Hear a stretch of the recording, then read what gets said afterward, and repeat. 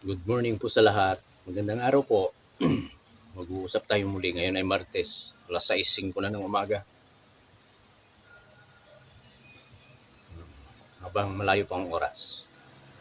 Alam natin na sa panahon ito ngayon na napakarami ng mga fake news na kumakalat sa social media, sa TV, maging sa mga kapitbahay natin. Makarinig lang ng ganito. Ay, si ganito.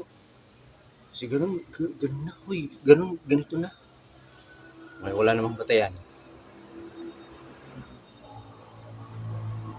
Walang sapat na ebidensya. Pinapakalat agad. Gagamitin agad ng social media. Pero mas malala, yung mga nasa mainstream. At saka yung iba't ibang uri ng platform. Nangyayari yan kay outgoing Senador Bong Revilla. Siniraan siya noong panahon ng kampanya. Lalo noong dinala siya ng Iglesia ni Cristo nang mabalita nila na pasama sa mga listahan ng Iglesia ni Cristo na dadalhin siya sa pagkasenador.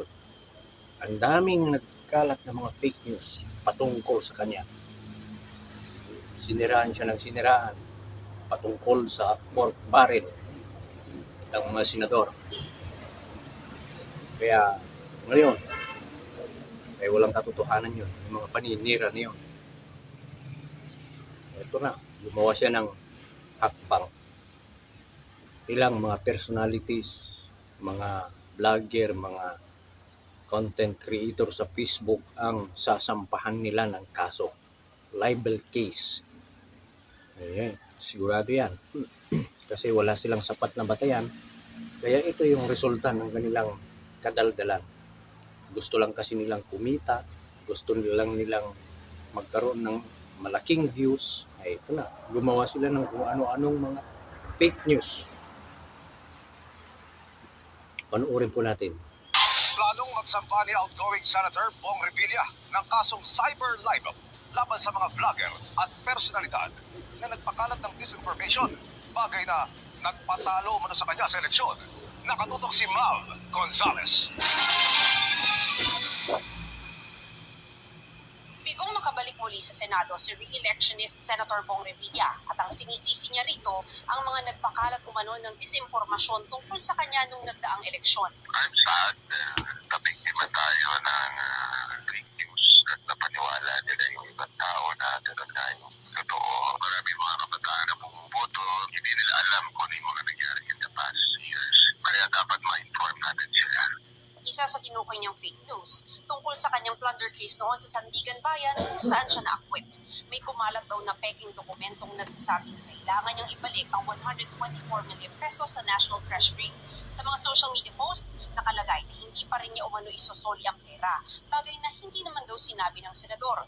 Matatandaan noong 2018, inakwit ng Sandigan Bayan si Revilla pero hinatulan namang guilty sina Janet Lim Napoles at ang aide ni Revilla na si Richard Cambe kaugnay ng pork barrel scam.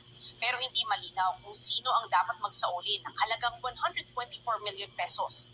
Ang hit ng kampo ni Revilla, dahil acquitted siya, wala rin siyang pananagutang sibil. Kaya balak daw ng senador na magsampa ng kasong cyber libel laban sa vloggers at iba pang personalidad sa social media at websites. Makikipagtulungan daw sila sa NBI dahil pseudonyms lang ang gamit ng ibang account. Sa aking palagay, yes, contested na dito. Kung anong kulay, ayoko nang alamin. Siguro that's part of politics. Kasama yan sa labanan ng eleksyon. Pero ang hindi lang maganda dito, yung fake news. Kailangan muna mag-trace natin mabuti. Mahirap kasi mag-speculate. Ayokong magpintang. Nilinaw ng kampo ng senador na hindi raw ito gawa ng mga Duterte. Pero may binitawang pahaging ang kanyang abogado kung bakit malamang hinilapag pa si Revilla na minsay nag-grant to pa sa senatorial surveys. Hindi man binabanggit kung sino yung dapat na botohin. Pero when you try to pull down somebody, meron siguradong aangat because sila ngayon yung mabubo. Walang nagbabawal. Wala namang nagbabawal sa atin kung gamitin natin ang social media. Pero sa maayos na paraan. Huwag yung gusto mo lang sumikat, maninira ka. Magsasalita ka ng kung ano-ano laban sa iyong kinaiinisan.